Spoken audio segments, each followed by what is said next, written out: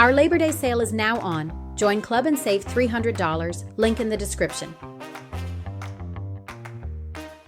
Jason also posted this morning what happened earlier, and maybe you saw this, maybe you read about this, I don't know. But yesterday, we had a kind of a big air pocket. I don't know if you remember, toward the end of the day, all of a sudden there was like a big selling event. Well, he writes, roughly 250,000 September OPEX options were rolled out to December. Now, why did this? They were the 6,000 by 6,500 and 5,000 strikes. So this, just for reference, the JP Morgan spread is 120,000 options. So this was twice that. Wow. Now, why that matters, and many people did not see this or catch this, but this is what his software, this is what he does. So he's an RIA and he's working with dealer levels that are much more nuanced and sophisticated than anything you can get anywhere else, which is why I love his interpretation, why we're so lucky. Really, LaDuc clients are very lucky to have this interpretation. He's also a great guy. But anyway, and then we have all the spot gamma tools. This is very retail friendly and there's just a ton there. But this is one thing that Jason does extremely well.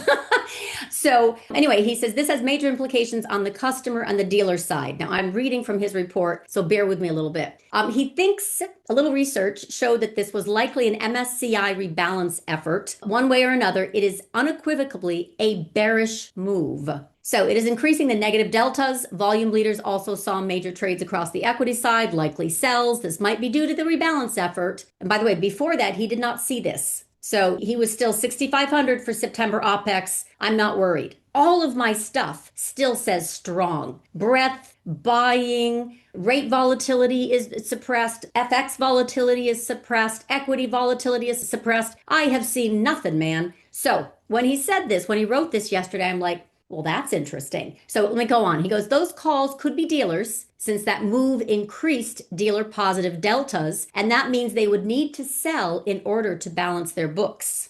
So you can talk a little bit about this, and obviously we still have the JP Morgan collar, which I think is 6505. I'm pretty sure it is for September. 6505? Okay. Yeah. So we can go there and tag it. So that's not the issue. The issue is what happens if we get a dramatically lower aggregate vanna print that's, and he says this. So it's basically, instead of what we're doing right now, which is crawling up, which is fine. And I can show you a perfect example of that in SPX. We have been really crawling up, which is, you don't short a trend that's just 45 degrees up and to the right. It's gorgeous. On the weekly, I'm talking, because I'm more of a trend swing trader. The point is, he says there is less resistance to a sell-off, and that's the point. So you can have a big move above 6505, but if we do have any wrench thrown into this, like non-farm payrolls coming out on 5th, will they produce a report or won't they? What about Cook? Is she going to be allowed to weigh in with a decision for the FOMC? What about China? They're meeting this week. Now, very bullish would be if China-US trade discussions go brilliantly, market's going to go raw, right through it.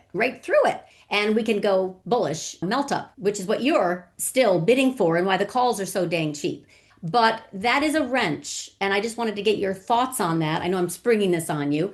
But if we do have any weakness, that's 64.50, where they sold puts very aggressively intraday to defend that level. If we give sway below that 60, which I have is that 64.41 that I just showed for SPX, I see an air pocket of risk below that. And it will be absolutely easier to get there if Nvidia gets below 172. And I'm not done yet.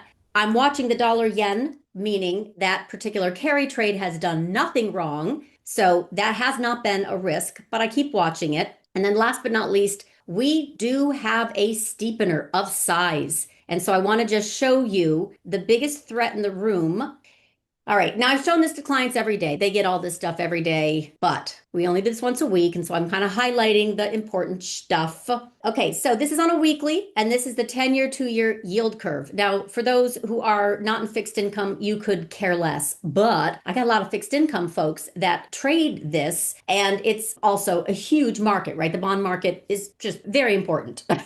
And so this has been a key chart that I stay focused on technically. And then, of course, you know, I've got the macro, especially classical macro interpretation from Jeffrey, who's who's brilliant about fiscal dominance, where we have transitioned. Long story short, you can see this is on a weekly. This is September 18th. And in fact, we went positive from inversion. And it was literally that morning. This is September right here. September 18th was the Wednesday where the Fed did their surprise 50 basis point rate cut. And I had literally did a client post that morning, and it says time for a yield spike. And it seems antithetical for the fact that we would have cuts, but the market actually created a 100 basis point raise in the 10-year. But that's exactly what I saw happening. And this is a steepener that I've also been sizing up. Every single one of these has been really technically textbook bullish. This is a steepener. Now, the problem is bear steepener, bull steepener, they don't really work anymore for their definition because we've transitioned from this monetary dominance to fiscal dominance. Now, I know most are looking at this going, well, that just means the economy's getting better or inflation's rising. But this is not bullish bonds. So it's bearish bonds, and it is bullish, the longer end interest rates, while the short end is falling, sometimes very quickly, like the past few days when Trump fired Cook. Now, why does any of this matter to equity traders? We're all freaking bond traders. Let me tell you right now, what happens with interest rates when they start to rise aggressively is headwinds to equity advance. So I can't help but wonder if the timing of that 250,000 contracts, which might have just been a rebalancing, maybe it's just normal, I don't know. But the fact that he called it out at the same time this started to freak out higher in the steepener is